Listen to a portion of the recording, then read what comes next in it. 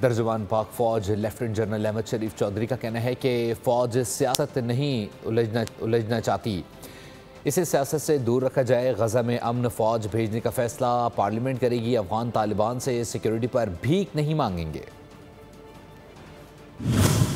فوج سیاست میں نہیں الجھنا چاہتی، اسے سیاست سے دور رکھا جائے۔ D G I S P R نے واضح پیغام دے دیا، کہا کسی پر الزام نہیں لگا سکتا۔ خیبر پختونخوا میں گورنر راج کا فیصلہ تصوراتی ہے، یہ فیصلہ ہم نے نہیں حکومت نے کرنا ہے۔ پشاور میں صحافیوں سے گفتگو میں D G I S P R نے خبردار کیا کہ افغان طالبان سے سیکیورٹی کے نام پر بھیک نہیں مانگیں گے، ضرورت پڑی تو طاقت کے بل بوتے پر بھی امن قائم کریں گے۔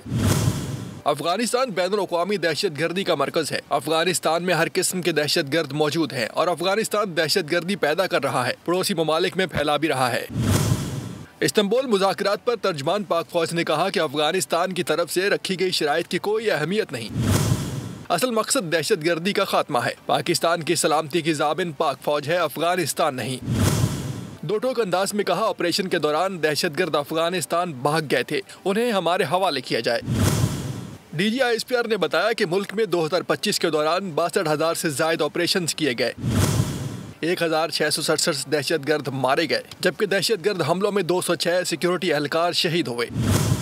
جھڑپوں میں 206 افغان طالبان اور 100 سے زائد فتنہ الخوارج کے دہشت گردوں کو ہلاک کیا گیا۔